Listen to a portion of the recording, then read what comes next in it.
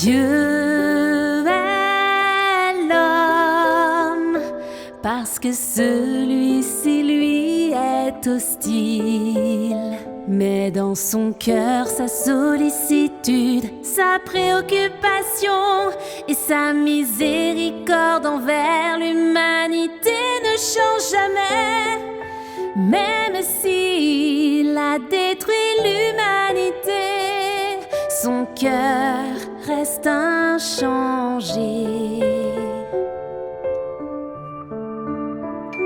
Quand l'humanité est pleine de corruption et se montre rebelle envers Dieu à un grave degré, Dieu doit détruire cette humanité en raison de son tempérament et de son essence, et conformément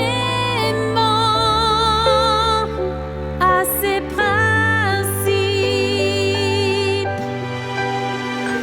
Mais en raison de l'essence de Dieu, il continue d'avoir pitié de l'humanité et veut même utiliser diverses manières pour ramener l'humanité afin qu'elle puisse continuer à vivre.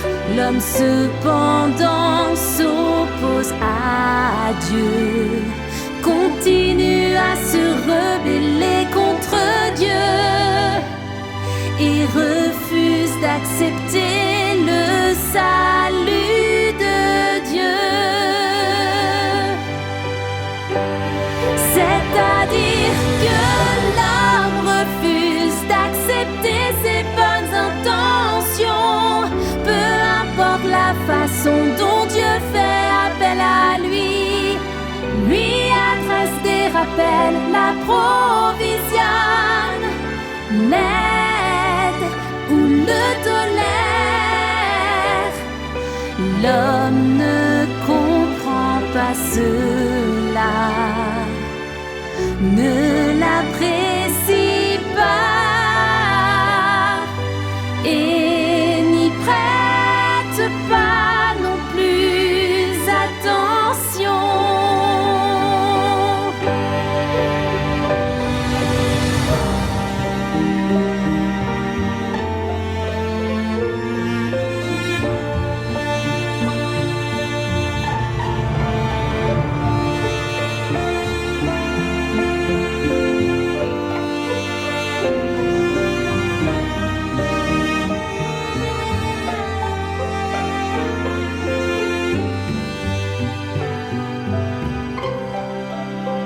Dans sa douleur, Dieu n'oublie quand même pas d'accorder à l'homme sa tolérance maximale, attendant que l'homme change de cap, attendant que l'homme change de cap, après avoir atteint sa limite.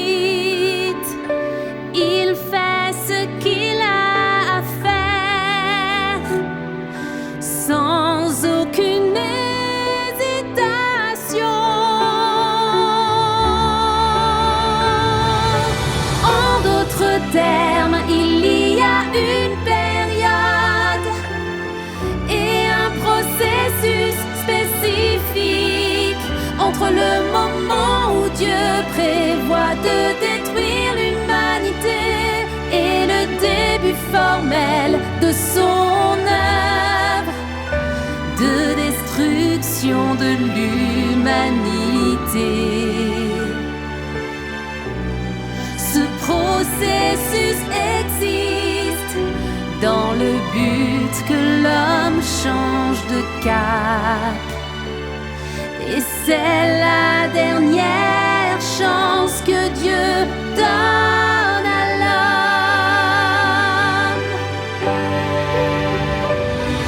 Alors durant cette période, avant de détruire l'humanité, Dieu fait dans une mesure significative consistant à adresser des rappels et des exhortations.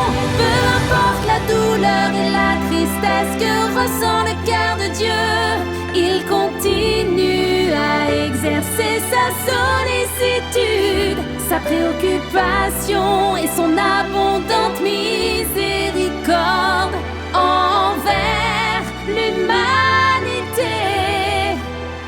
Grâce à cela, nous voyons que l'amour de Dieu pour l'humanité est réel et que ce n'est pas quelque chose qu'il exprime en paroles seulement.